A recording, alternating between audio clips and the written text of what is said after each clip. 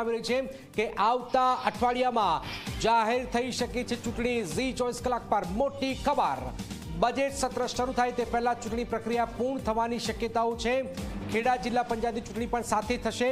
જૂનાગઢ કોર્પોરેશનની સામાન્ય ચૂંટણી પણ થશે અને 73 નગરપાલિકાઓની સામાન્ય અને પેટા ચૂંટણી માટે પણ તારીખ જાહેર થઈ શકે છે। તો એક મોટી ખબર, આવતા અઠવાડિયે કમુરદા પૂરા થઈ ગયા છે અને હવે ધમધમાટ સ્થાનિક સ્વરાજ્યની ચૂંટણી લઈને ઝી 24 કલાક પર આ મોટી ખબર।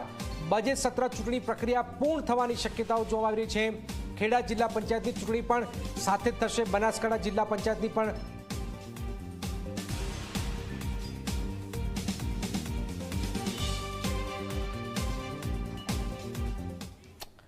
તો વધુ માહિતી આપવા માટે જોડાઈ ગયા છે હિતલ પારેખ। હિતલ, કઈ તારીખ આવી શકે છે? કારણ કે રાહ જોવાતી હતી પણ ચૂંટણીની બહુ પેચીદો મામલો છે આ, તો કોઈ તારીખ આવી છે અથવા આવતા અઠવાડિયે ફાઇનલ થઈ ગયું છે, ફાઇનલ મોર વાગી ગઈ છે? હિતલ,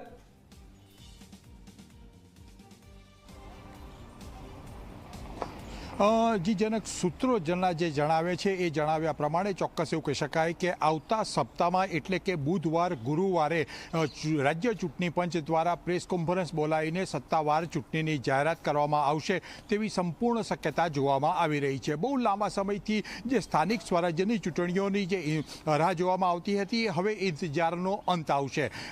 બુધવાર ગુરુવારે આ ચૂંટણીઓ જાહેર કરવામાં આવી શકે છે। આ ઉપરાંત સીધી રીતે જોવા જઈએ તો જે પ્રકારે ચૂંટણીનો કાર્યક્રમ બનાવવાની પ્રક્રિયા અત્યારે જોરશોરથી ચાલી રહી છે અને જે પ્રકારે આખરી મતદાર યાદી આવતીકાલે સીધી રીતે વાંધા સૂચનો જે આવ્યા છે એ બધા પ્રસિદ્ધ કરી દેવામાં આવશે અને ત્યાર પછી ચૂંટણી પ્રક્રિયામાં સીધી રીતે હાથ ધરવામાં આવશે। જે પ્રકારનો કાર્યક્રમ અત્યારે રચવામાં આવી રહ્યો છે અથવા કાર્યક્રમ બનાવવાની કવાયત હાથ ધરવામાં આવી છે, એ રીતે જોવા જઈએ તો સીધી રીતે બુધવાર ગુરુવારે સત્તાવાર રીતે જાહેર કરવામાં આવે। 29 તારીખથી 30 તારીખની આસપાસ ચૂંટણીનું જાહેરનામું પ્રસિદ્ધ કરવામાં આવે એટલે ત્યારથી ઉમેદવારી ફોર્મ ભરવાની શરૂઆત પણ સ્થાનિક સ્વરાજ્યની ચૂંટણીમાં થઈ જાય એ પ્રકારની વિગતો અત્યારે મળી રહી છે। સ્વાભાવિક છે કે જ્યારે જાહેરનામું પ્રસિદ્ધ થતું હોય છે ત્યારથી 10 દિવસનો સમય આપવામાં આવતો હોય છે, રજાઓને બાદ કરતાનો 10 દિવસનો સમય હોય છે અને આ સમયને બાદ કર્યા પછી એટલે એક સંભવિત વાત એવી છે કે 16 તારીખની આસપાસ સીધી રીતે ચૂંટણી પ્રક્રિયા પૂર્ણ કરી દેવામાં આવે એટલે કે 14 તારીખ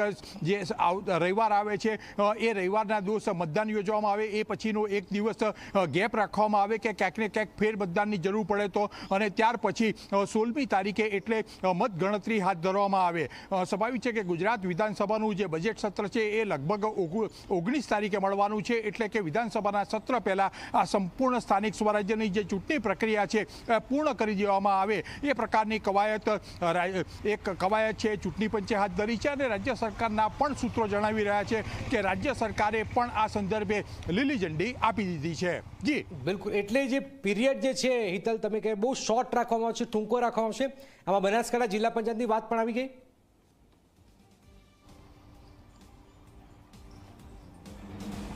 નહીં, ચોક્કસ એવું કહી શકાય કે અત્યારે જે નવરચિત મહાનગરપાલિકાઓ છે કે જે જિલ્લા પંચાયતો છે એની વાત આ ચૂંટણીમાં સમાવેશ કરવામાં નહીં આવે।